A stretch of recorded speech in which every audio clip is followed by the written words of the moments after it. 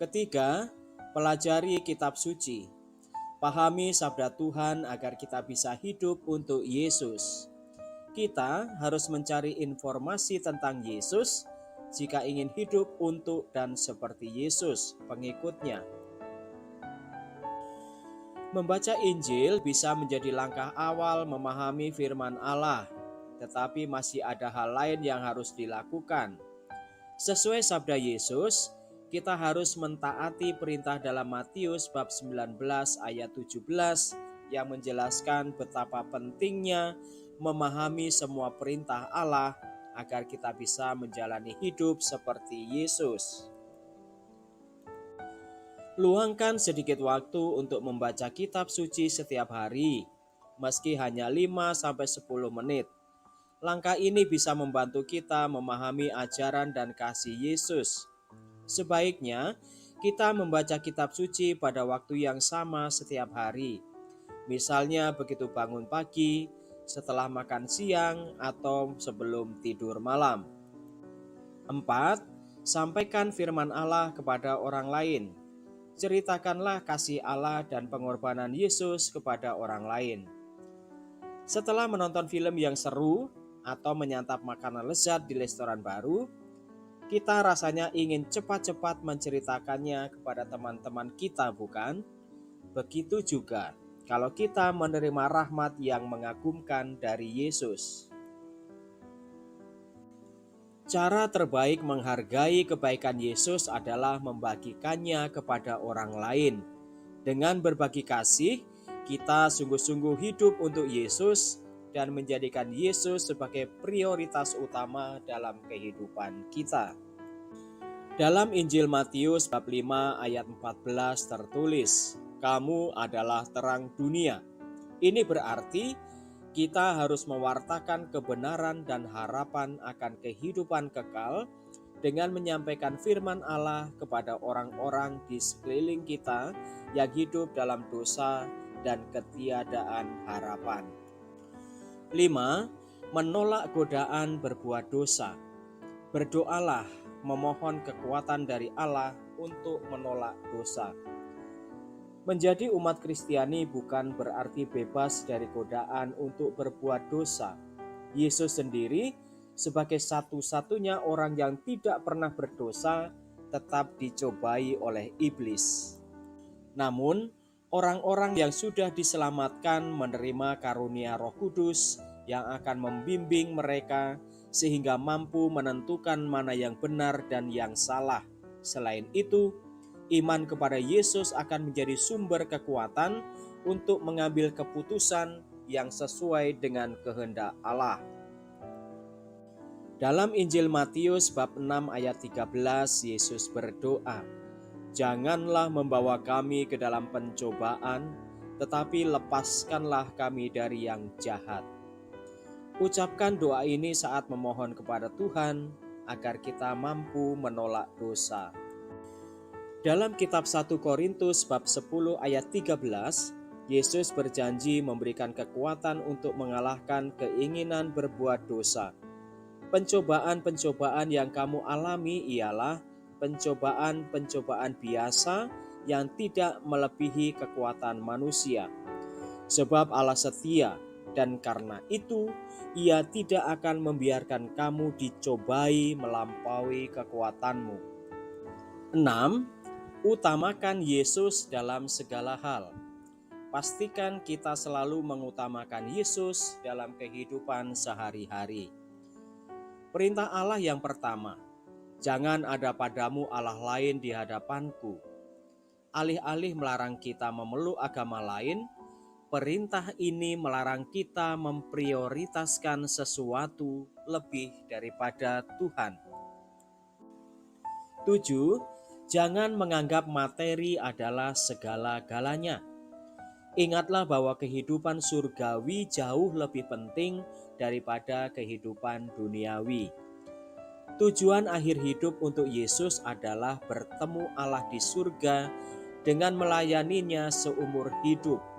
Jadi, jangan terlalu sibuk mengejar uang atau materi, misalnya baju, makanan, atau perhiasan. Sebab bukan itu syarat untuk meraih kehidupan kekal.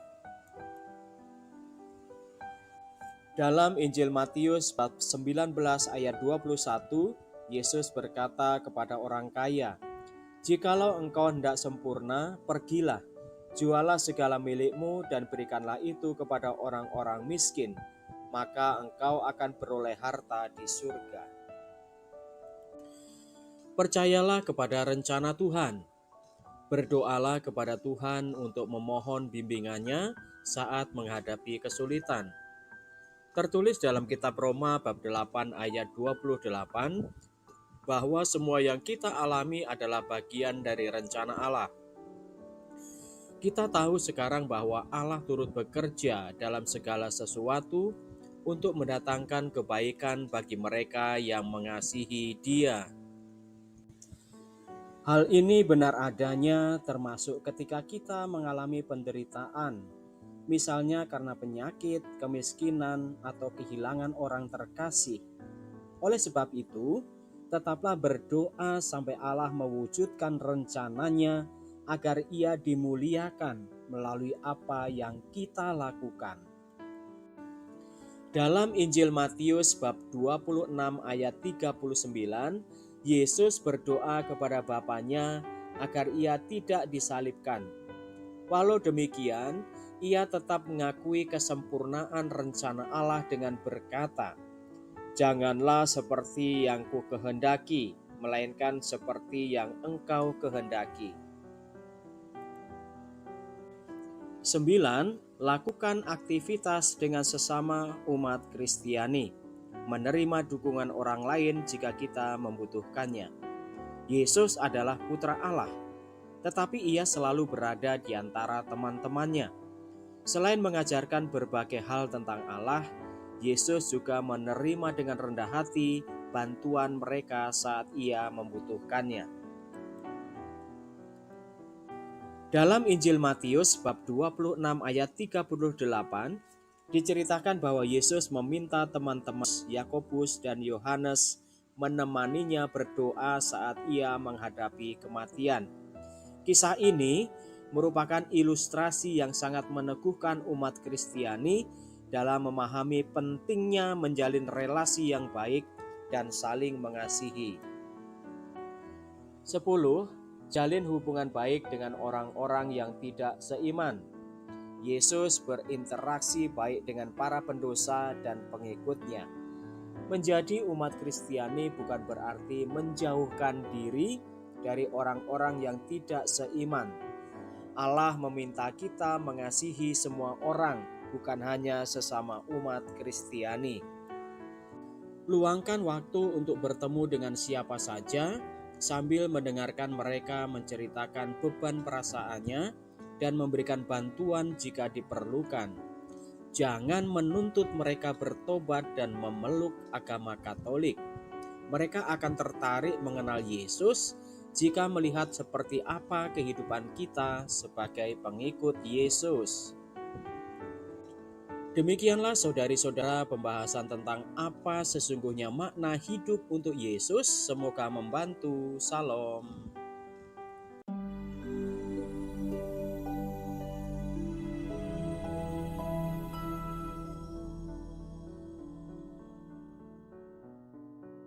Halo saudara-saudari yang terkasih dalam Kristus, berjumpa kembali dalam katekese digital singkat hari ini.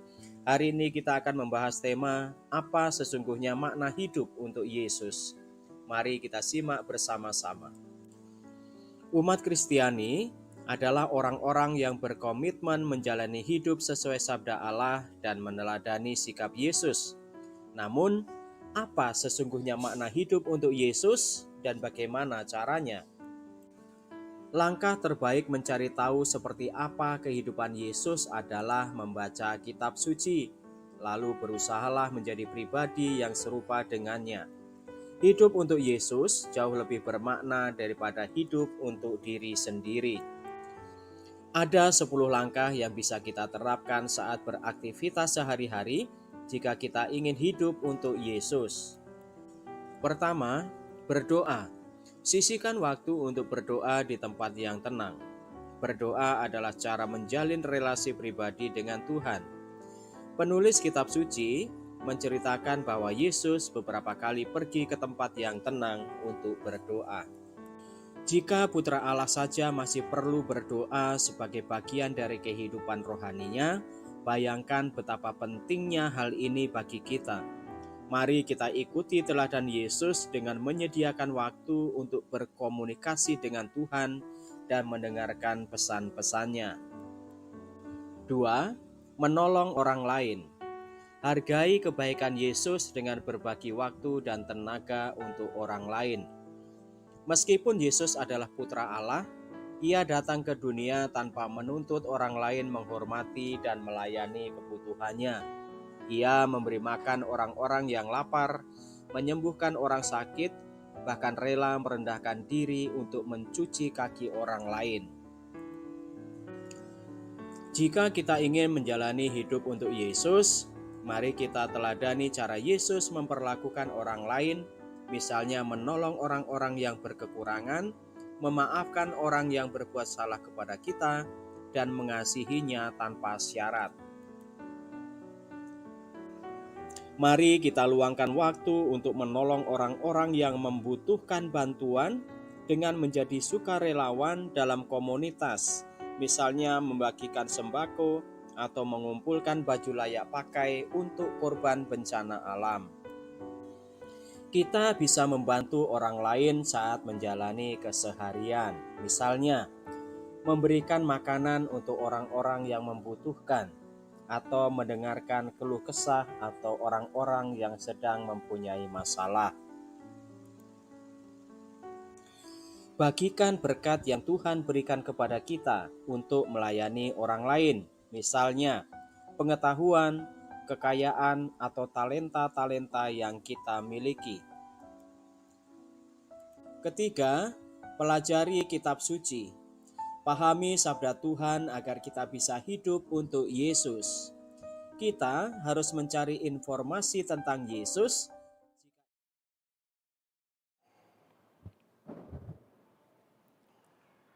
Saudara-saudari umat Allah yang terkasih, selamat datang di Gereja Hati Kudus. Selamat datang dalam perayaan Ekaristi hari ini, Minggu Biasa ke-33. Perayaan Ekaristi akan dipimpin oleh Pastor Albertus Bayu Kristanto, SCY. Selama perayaan Ekaristi ini, umat tidak diperkenankan menggunakan atau mengaktifkan alat komunikasi. Saudara-saudari terkasih, perayaan Ekaristi segera dimulai. Marilah kita mempersiapkan hati dan budi dengan sikap hening agar dapat merayakan Ekaristi dengan layak dan pantas.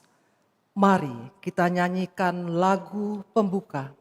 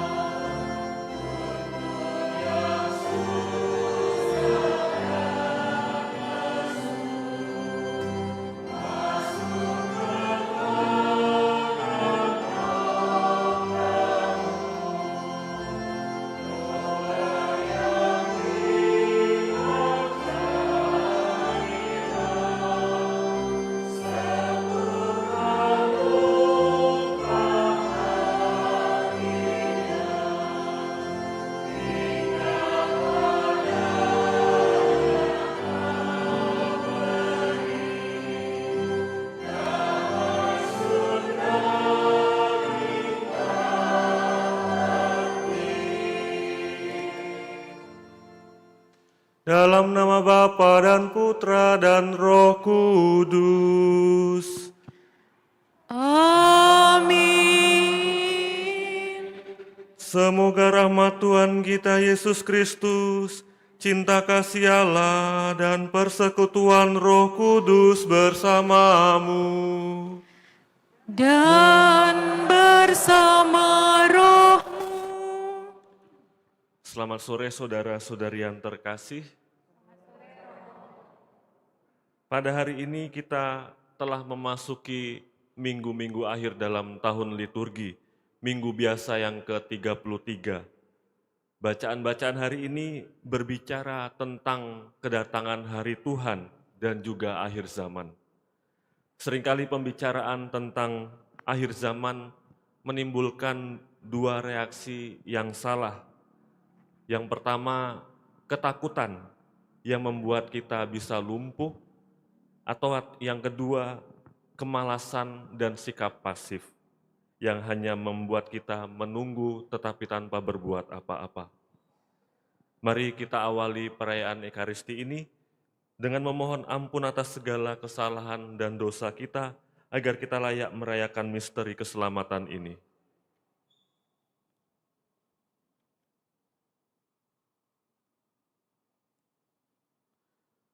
Saya mengaku kepada Allah yang Maha Kuasa dan kepada saudara sekalian, bahwa saya telah berdosa dengan pikiran dan perkataan, dengan perbuatan dan kelalaian. Saya berdosa, saya sungguh berdosa. Oleh sebab itu saya mohon kepada Santa Perawan Maria, kepada para malaikat dan orang kudus, dan kepada saudara sekalian, supaya mendoakan saya pada Allah Tuhan kita. Semoga Allah yang Maha Kuasa mengasihani kita, mengampuni dosa kita, dan menghantar kita ke hidup yang kekal.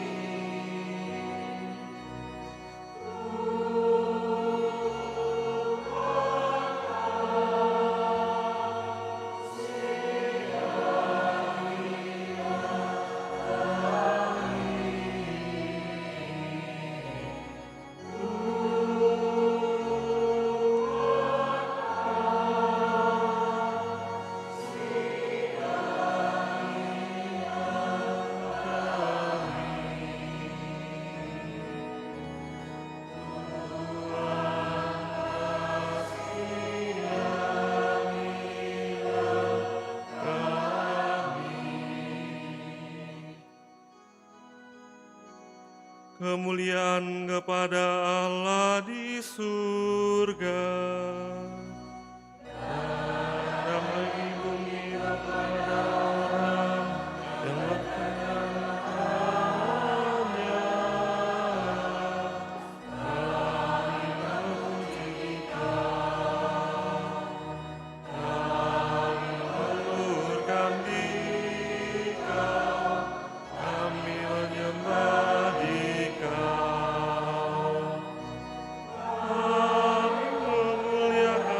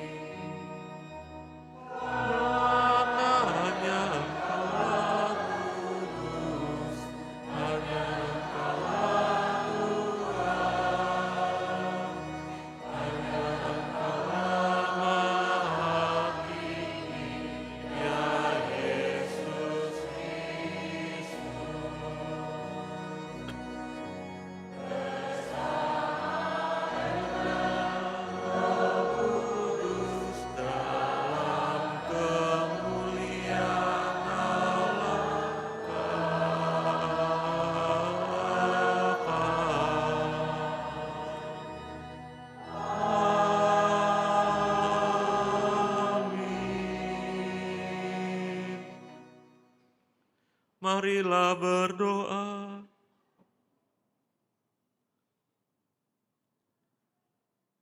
Allah Bapa Maha Kekal dan Kuasa, Engkau menghendaki agar kami semua selamat.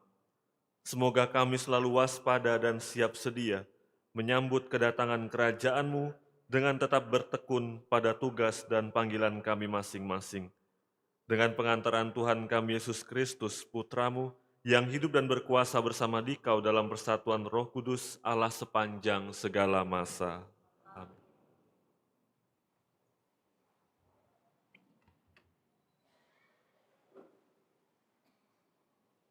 Bacaan dari Nubuat Maleaki. Sungguh, hari Tuhan akan datang, menyala seperti perapian. Maka semua orang yang gegabah dan setiap orang yang berbuat fasik akan menjadi seperti jerami dan akan terbakar oleh hari yang datang itu. Firman Tuhan semesta alam. Akar dan cabang mereka pun tidak akan ditinggalkan.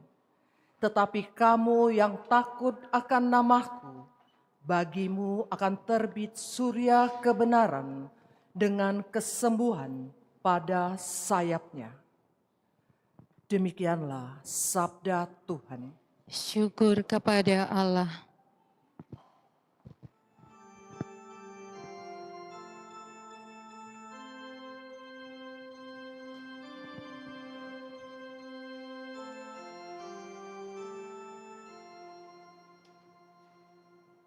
Tuhan datang untuk mengadili bangsa-bangsa dengan kebenaran.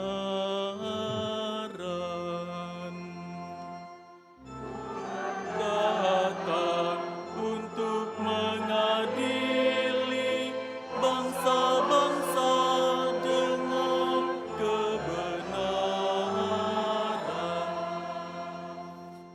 Bermasmurlah bagi Tuhan dengan kecapi dan lagu merdu, dengan nafiri dan sangkakala yang nyaring. Bersorak-sorailah di hadapan Raja, yakni Tuhan. Tuhan datang untuk mengadili bangsa-bangsa dengan kebenaran. Biarlah gemuruh laut dan segala isinya, dunia dan semua yang diam di dalamnya. Biarlah sungai-sungai bertepuk tangan, dan gunung-gemunung bersorak-sorai bersama-sama. Tuhan datang untuk mengadili bangsa-bangsa dengan kebenaran. Biarlah mereka bersorak-sorai di hadapan Tuhan, sebab Ia datang untuk menghakimi bumi. Ia akan menghakimi dunia dengan keadilan dan mengadili bangsa-bangsa dengan kebenaran.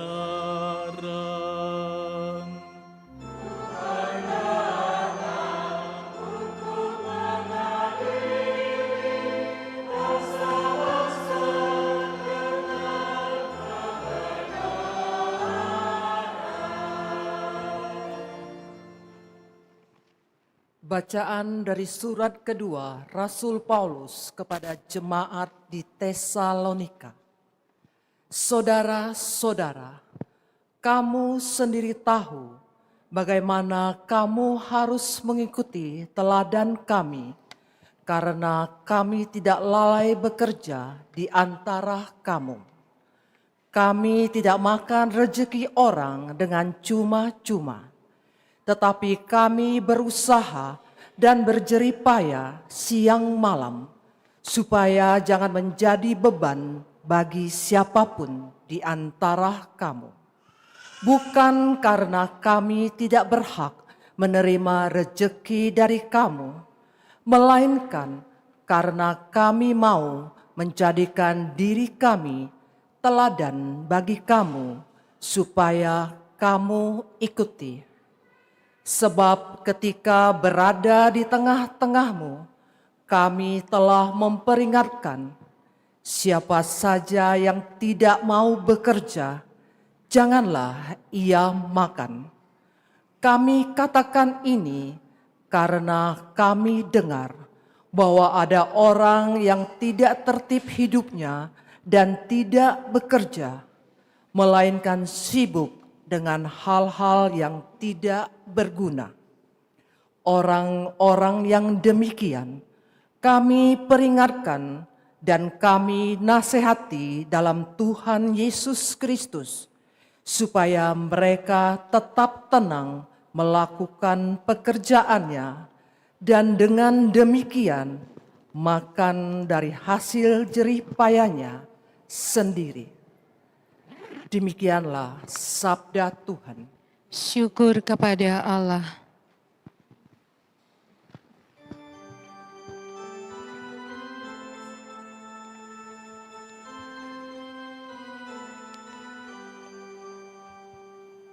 Haleluya, haleluya, haleluya, haleluya, haleluya,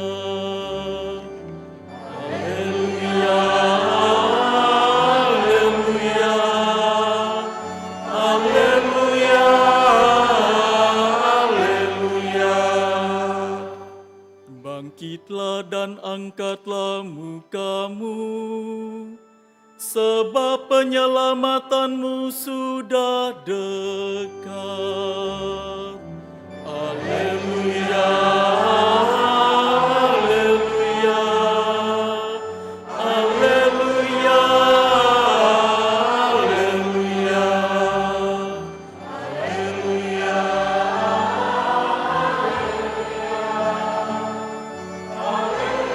haleluya.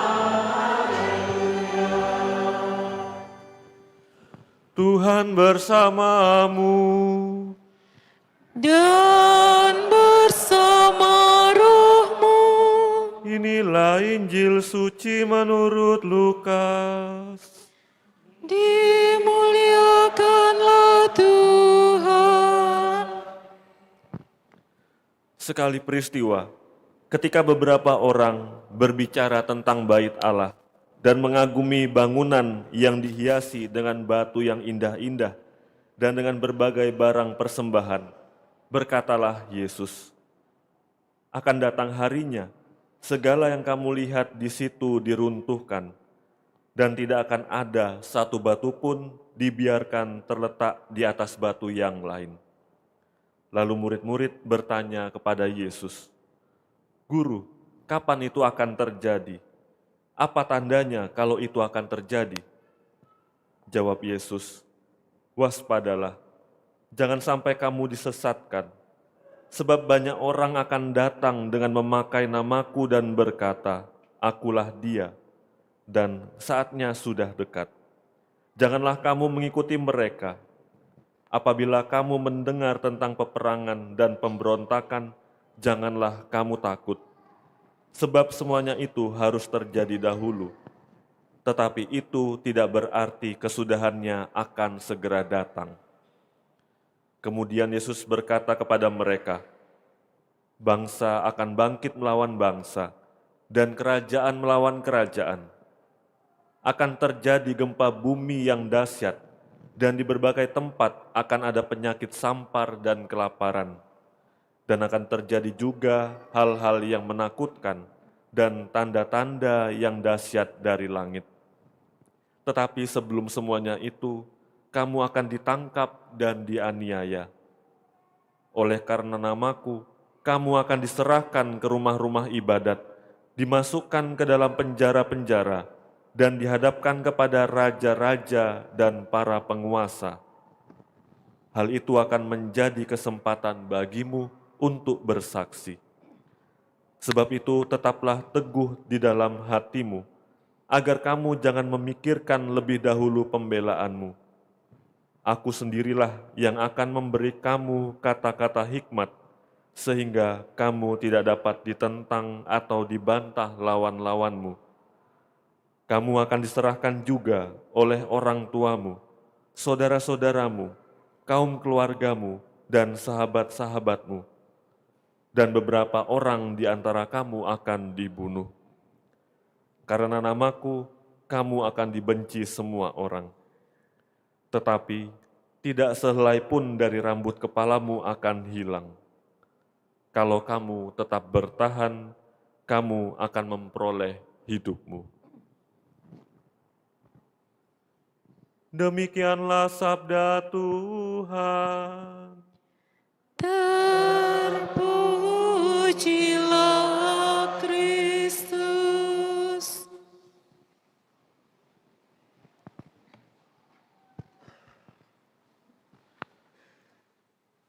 Saudari-saudari yang terkasih dalam Kristus, hari ini Injil Lukas melukiskan sebuah pemandangan yang mungkin sangat akrab di telinga kita, atau bahkan sangat menakutkan.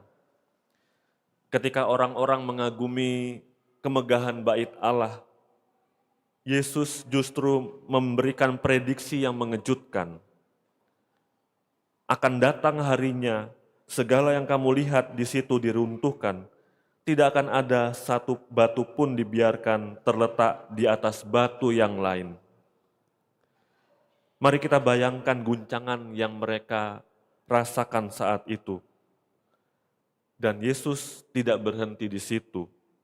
Ia juga berbicara tentang perang, pemberontakan, gempa bumi, bencana kelaparan, dan juga penganiayaan. Ia sedang berbicara tentang dunia yang penuh kekacauan. Bukankah ini juga dunia yang sedang kita tinggali? Ketika kita membuka berita, kita melihat berbagai informasi tentang perang. Kita juga merasakan ketidakpastian ekonomi. Kita juga menyaksikan peperangan, perpecahan, bahkan di dalam keluarga, seperti yang dikatakan oleh Yesus. Kamu akan diserahkan juga oleh orang tuamu, saudara-saudaramu, dan sahabat-sahabatmu. Dalam situasi seperti ini, godaan pertama manusia adalah selalu bertanya kepada Tuhan ketika peristiwa tidak berjalan semestinya. Kita mulai bertanya, Tuhan, di mana Engkau? Apakah ini hukuman-Mu? Atau mengapa Engkau diam? Bacaan-bacaan hari ini memberi kita jawaban yang dewasa atas pertanyaan-pertanyaan tadi. Dalam bacaan yang pertama, Nabi Maleaki melayani umat yang baru kembali dari pembuangan. Mereka mengalami kekecewaan, tidak memiliki apa-apa, dan juga merasa putus asa. Iman mereka merosot dan mereka juga mulai bertanya, apa untungnya kami memelihara kewajiban kami kepada Tuhan? Mereka sedang meragukan iman mereka. Mungkin kita juga sedang merasakan hal yang sama. Kita melihat orang-orang yang tidak jujur tampak berhasil, sementara kita yang berusaha hidup benar justru menderita. Lalu mungkin kita bertanya dalam hati, apa untungnya percaya? Kepada umat yang ragu ini, Nabi Maleaki tidak memberikan jawaban yang pasti. Ia tidak menjanjikan kemakmuran dan kesejahteraan. Sebaliknya, ia memberikan sebuah harapan. Ia menubuatkan bahwa hari Tuhan di mana keadilan akan ditegakkan. Bagi yang jahat, hari Tuhan itu akan menjadi api yang menghanguskan. Tetapi bagi yang setia, Tuhan berjanji bahwa bagimu akan terbit surya kebenaran yang membawa kesembuhan. Iman kita bukanlah jaminan bebas masalah di dunia ini, tetapi jaminan bahwa pada akhirnya keadilan dan kasih Tuhan akan menang. Jika godaan yang pertama adalah putus asa, lalu godaan yang kedua adalah kepasifan, sikap malas. Dalam bacaan yang kedua, jemaat di Tesalonika mendengar desas-desus bahwa dunia akan segera berakhir. Lalu apa yang mereka lakukan? Banyak dari mereka yang berhenti bekerja. Mereka menjadi pemalas, tidak melakukan apa-apa, dan hanya menunggu kedatangan Tuhan itu tiba sambil hidup menjadi beban bagi orang lain. Santo Paulus menegur mereka dengan keras. Iman akan kedatangan Tuhan tidak boleh membuat kita menjadi pasif atau lari dari kenyataan. Iman kita bukanlah iman yang menyuruh kita menunggu mana atau roti dari surga tanpa berbuat apa-apa. Sebaliknya, Santo Paulus memanggil kita untuk kembali pada kondisi kita yang nyata. Ia meminta kita untuk tetap melakukan pekerjaan-pekerjaan kita. Menjadi orang Kristiani berarti mengambil tanggung jawab kita di dunia ini, di mana tempat kita bekerja, di dalam keluarga kita, atau di dalam masyarakat kita, kita dipanggil untuk bekerja, berkontribusi, dan juga membangun kerajaan Allah saat ini juga. Jadi, jika kita tidak boleh berputus asa seperti yang dinubuatkan Nabi Maleaki, dan juga tidak boleh pasif seperti yang disampaikan oleh Santo Paulus kepada jemaat di Tesalonika, lalu apa yang harus kita lakukan di tengah dunia yang penuh dengan kekacauan ini? Yesus memberikan jawaban di akhir Injil hari ini.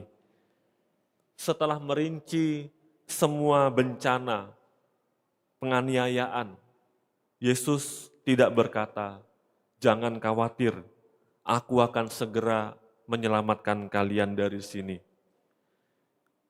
Ia juga tidak berkata, "Bersembunyilah." Tetapi Yesus berkata, "Kalau kamu tetap bertahan, kamu akan memperoleh hidupmu." Ketekunan, inilah kuncinya. Tekun bukan berarti pasrah tanpa berbuat apa-apa. Tekun juga bukan berarti sekedar hidup dan bertahan hidup. Ketekunan yang Yesus maksud adalah percaya. Percaya bahwa firman-Nya benar, bahwa janjinya akan terwujud, dan bahwa Dia adalah Tuhan atas sejarah. Ketekunan adalah iman dari hidup Maleaki yang penuh harapan, yang tahu bahwa surya kebenaran pada akhirnya akan terbit, meskipun harus melalui malam yang begitu gelap. Ketekunan adalah juga iman yang dihidupi oleh Paulus, yang aktif dan bertanggung jawab, yang terus bekerja dan berkarya di dunia, justru karena kita tahu bahwa Tuhan selalu menyertai kita. Saudari-saudari yang terkasih, Tuhan adalah penguasa sejarah, tetapi cara Tuhan memandu sejarah tidak selalu sama dengan cara pandang kita yang sempit. Hari ini kita berkumpul sebagai komunitas, sebagai kesatuan umat dalam gereja. Kita berkumpul untuk menerima sabda dan roti kehidupan dalam perayaan Ekaristi. Tentu saja ini bukanlah mana atau roti yang membuat kita menjadi pasif dan malas. Ini adalah roti yang membuat kita menjadi kuat, memberikan kita kekuatan dan semangat, kekuatan untuk tidak putus asa, kekuatan untuk kembali ke dunia dan tetap melakukan pekerjaan-pekerjaan kita, dan kekuatan untuk bertekun, tekun dalam iman, tekun dalam harapan, dan tekun dalam kasih, sampai akhirnya kita semua disinari oleh surya kebenaran di kerajaannya yang abadi. Semoga Tuhan memberkati niat dan karya kita. Amin.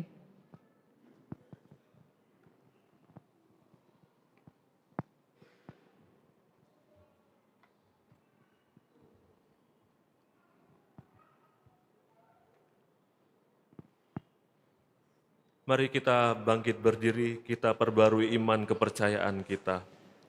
Aku percayakan Allah, Bapa yang Maha Kuasa, Pencipta langit dan bumi, dan akan Yesus Kristus, Putranya yang tunggal Tuhan kita, yang dikandung dari Roh Kudus, dilahirkan oleh perawan Maria, yang menderita sengsara dalam pemerintahan Pontius Pilatus, disalibkan, wafat dan dimakamkan, yang turun ke tempat penantian, pada hari ketiga bangkit dari antara orang mati, yang naik ke surga, duduk di sebelah kanan Allah Bapa yang Maha Kuasa.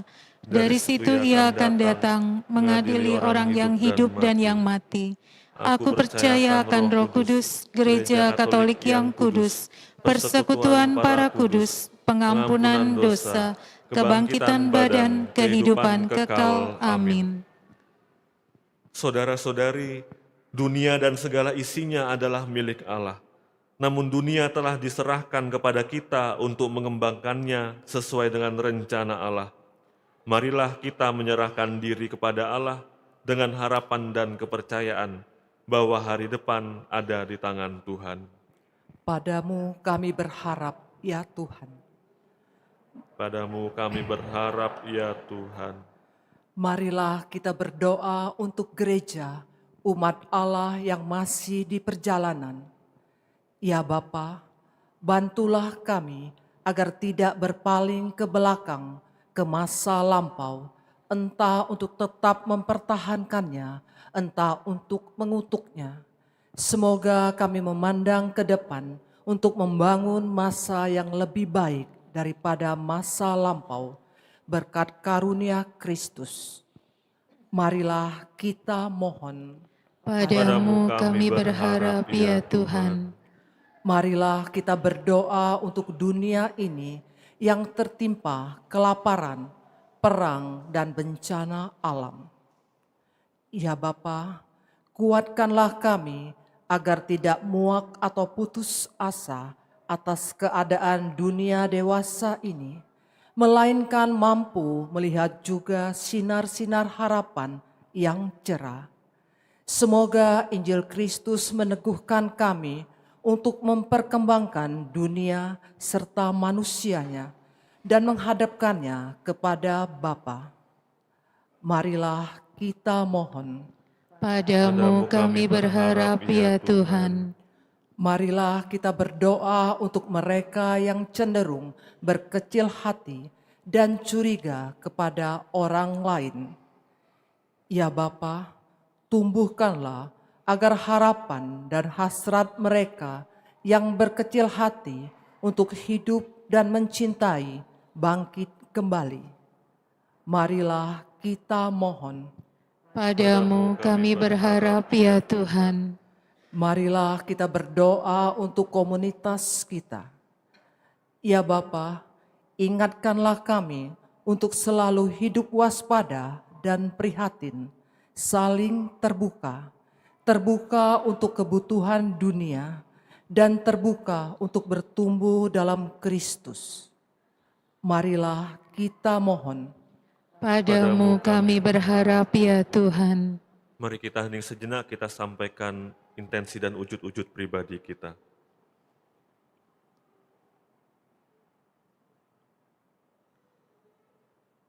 Marilah kita mohon. Padamu kami berharap, ya Tuhan. Allah Bapa kami, Engkau telah memilih kami dalam Kristus dan menghendaki kami hidup seperti Dia. Maka kami mohon, semoga kami mengenalnya sedalam-dalamnya, dan semoga ia menjadi tampak dalam pembicaraan serta keheningan kami, dalam kerja dan istirahat kami, dalam perencanaan serta harapan kami. Sebab dialah Tuhan kami selama-lamanya. Amin.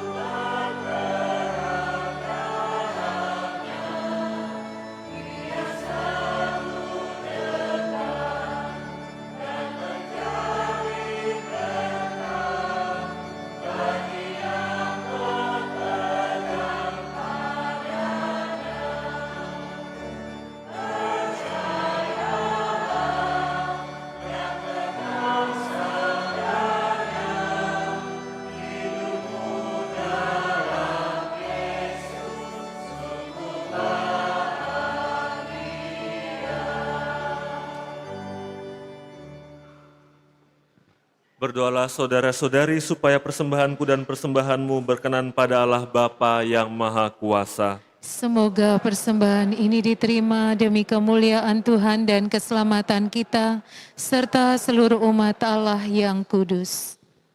Ya Tuhan, terimalah persembahan yang merupakan buah karya kami dalam menanggapi anugerah-Mu.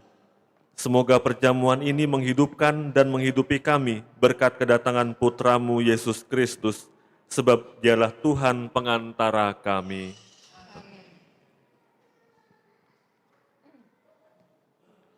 Tuhan bersamamu. Dan bersama rohmu. Marilah mengarahkan hati kepada Tuhan. Sudah kami arahkan. Marilah bersyukur kepada Tuhan Allah kita. Sudah layak dan sepantasnya. Sungguh pantas dan benar, layak dan menyelamatkan, bahwa kami selalu dan dimanapun bersyukur kepadamu Tuhan Bapa yang kudus, Allah yang Maha Kuasa dan kekal, dengan pengantaran Kristus Tuhan kami. Sebab dengan kelahirannya, Dia membarui manusia yang lama. Dengan penderitaannya, Dia menghapus dosa kami. Dengan bangkit dari antara orang mati, Dia membuka jalan menuju hidup yang kekal. Dan dengan naik ke hadirat-Mu Bapa, Dia membuka palang pintu surga. Sebab itu, bersama rombongan malaikat dan para kudus, kami menyanyikan madah pujian bagimu dengan tak henti-hentinya bernyanyi.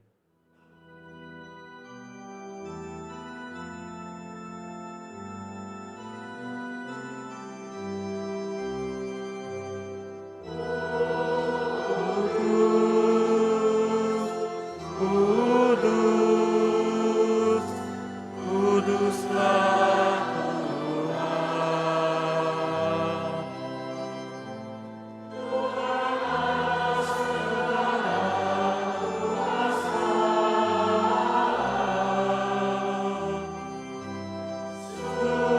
Surga dan bumi penuh kemuliaan-Mu.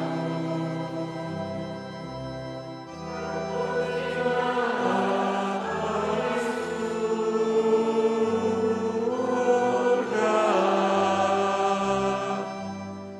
diberkatilah yang datang dalam nama Tuhan.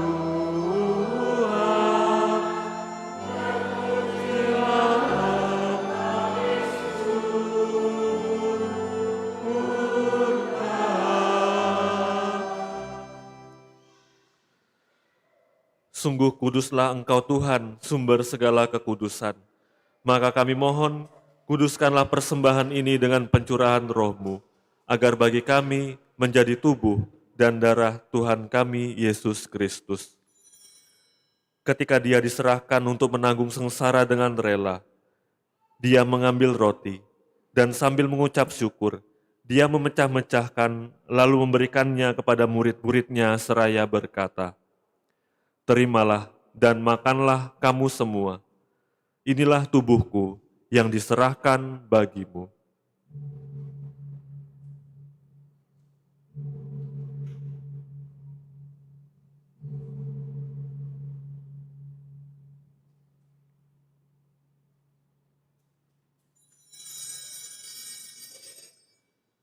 Demikian pula sesudah perjamuan, Dia mengambil piala. Sekali lagi Dia mengucap syukur kepadamu, memberikannya kepada murid-muridnya seraya berkata, "Terimalah dan minumlah kamu semua. Inilah piala darahku, darah perjanjian baru dan kekal, yang ditumpahkan bagimu dan bagi semua orang demi pengampunan dosa. Lakukanlah ini sebagai kenangan akan daku."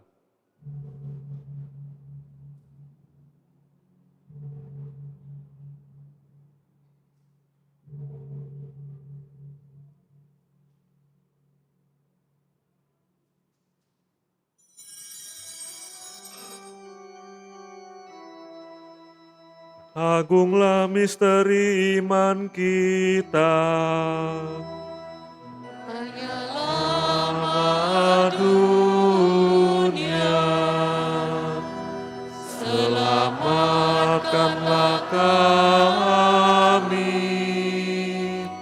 karena melalui salib dan bangkitanmu,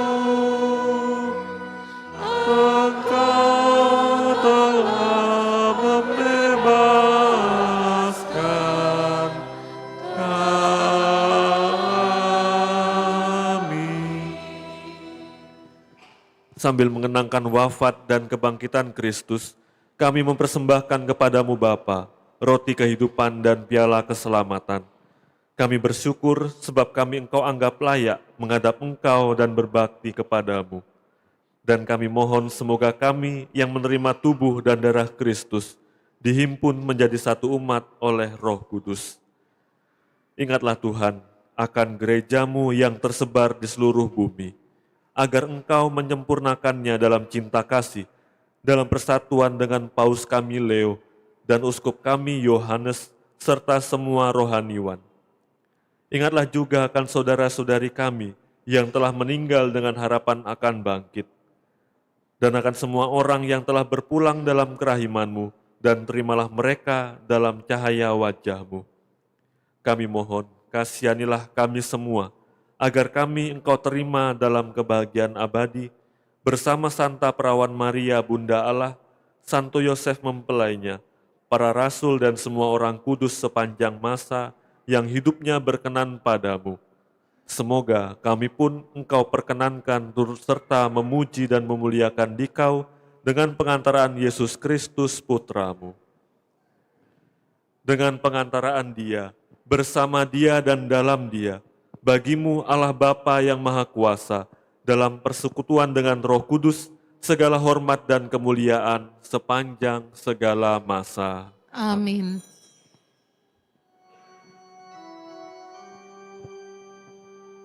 Atas petunjuk penyelamat kita dan menurut ajaran ilahi, maka beranilah kita berdoa. Bapa kami yang ada di surga, dimuliakanlah nama-Mu, datanglah kerajaan-Mu, jadilah kehendak-Mu di atas bumi seperti di dalam surga. Berilah kami rezeki pada hari ini, dan ampunilah kesalahan kami, seperti kami pun mengampuni yang bersalah kepada kami. Dan janganlah masukkan kami ke dalam pencobaan, tetapi bebaskanlah kami dari yang jahat. Sebab Engkaulah Raja yang mulia dan berkuasa untuk selama-lamanya. Tuhan Yesus Kristus, Engkau telah bersabda kepada para rasul-Mu, damai-Ku kutinggalkan bagimu, damai-Ku kuberikan kepadamu. Janganlah memperhitungkan dosa kami, tetapi perhatikanlah iman gereja-Mu, dan berilah kami damai dan kesatuan sesuai dengan kehendak-Mu. Engkau yang hidup dan meraja sepanjang segala masa. Amin. Semoga damai Tuhan selalu bersamamu. Dan bersama rohmu.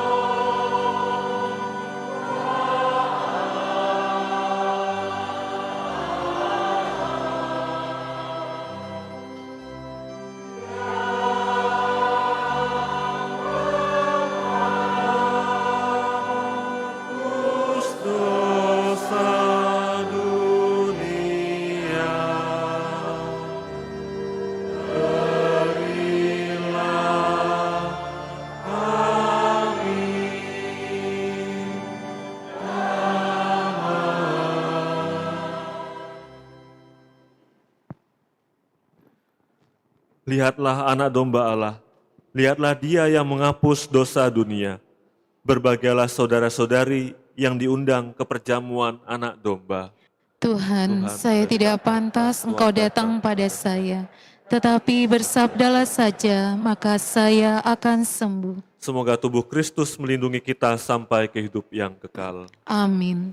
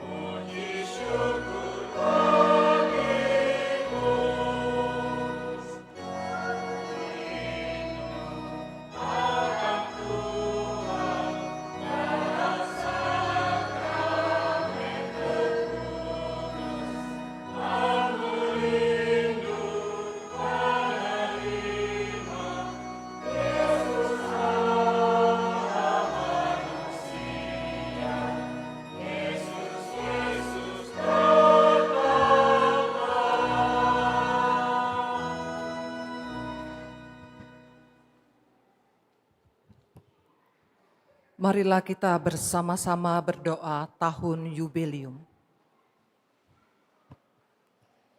Bapa yang ada di surga, semoga iman yang telah Engkau anugerahkan kepada kami dalam Putramu, Yesus Kristus, Saudara kami, dan nyala api cinta kasih yang dicurahkan ke dalam hati kami oleh Roh Kudus, membangkitkan pengharapan yang mulia akan kedatangan kerajaan-Mu di dalam diri kami. Semoga rahmat-Mu mengubah kami menjadi penabur-penabur yang gigih akan benih-benih Injil yang menghidupkan umat manusia dan seluruh alam semesta dalam penantian yang penuh iman akan surga dan bumi baru, ketika mengalahkan kekuatan jahat. Kemuliaan-Mu akan dinyatakan untuk selama-lamanya. Semoga rahmat tahun Yubelium ini menghidupkan kembali dalam diri kami para peziarah pengharapan, kerinduan akan harta surgawi, dan curahkanlah bagi seluruh dunia sukacita dan damai dari Sang Penebus kami. Bagi-Mu, ya Allah yang Maha Kuasa, pujian dan kemuliaan sepanjang segala masa. Amin. Marilah berdoa. Allah Bapa yang Maha Baik, kami bersyukur karena Engkau telah menunjukkan jalan keselamatan kepada kami dalam diri Yesus Kristus Putra-Mu. Semoga tubuh-Nya yang telah kami terima sungguh menjadi bekal perjalanan hidup kami untuk mewujudkan cinta kasih, keadilan, dan damai sejahtera, serta untuk memasuki kerajaan-Mu yang abadi. Sebab Dialah yang hidup dan berkuasa sepanjang segala masa. Amin.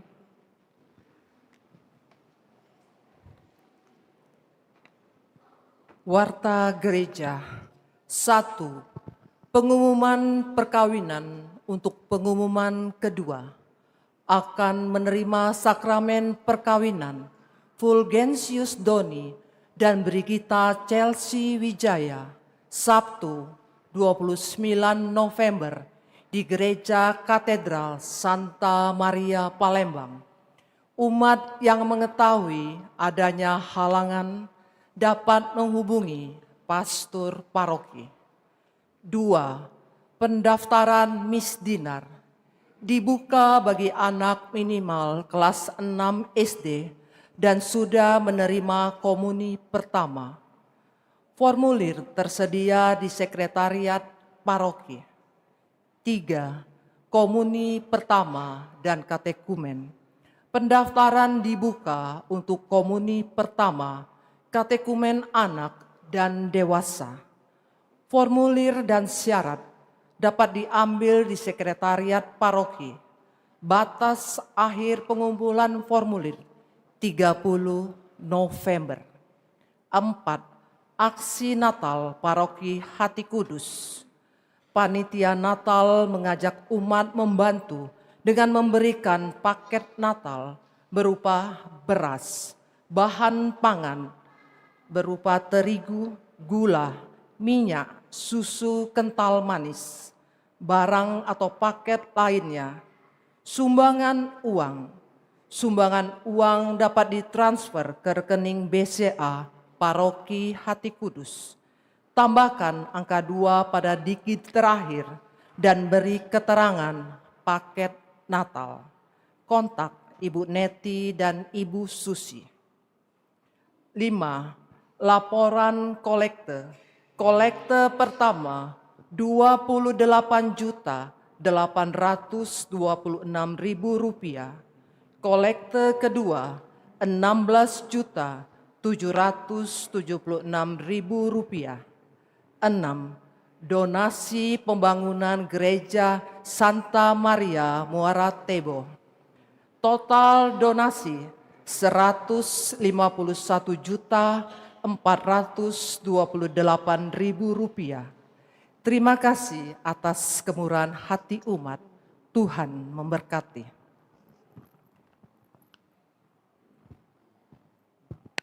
Selamat sore saudara-saudari yang terkasih. Ada pepatah kuno yang bilang itu tak kenal maka tak sayang atau tak disapa juga bisa. Jadi saya juga ingin memperkenalkan diri. Saya lengkapnya Albertus Bayu Kristanto, biasa dipanggil Albert. Untuk mulai detik ini, sebenarnya bukan detik ini, karena saya sudah tiba di Pasturan, sudah tinggal di Pasturan bersama para romo yang lain itu sejak hari Jumat malam yang lalu. Saya akan tinggal di Pasturan Hati Kudus ini, juga membantu pelayanan di sini. Itu salam kenal untuk kita semua, dan kedepannya nanti akan sangat banyak berjumpa. Lalu kalau tanya dari mana asalnya, tidak jauh-jauh, wong kita galo. Saya asalnya dari Kenten, Paroki Santo Petrus. Ya, begitu saja perkenalan singkatnya. Mari kita persiapkan hati kita mohon berkat Tuhan.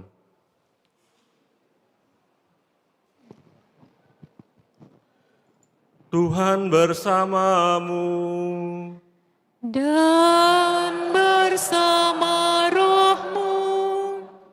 Semoga Allah yang Maha Kuasa memberkati saudara sekalian, Bapa dan Putra dan Roh Kudus. Amin. Pergilah perayaan Ekaristi sudah selesai. Syukur kepada Allah.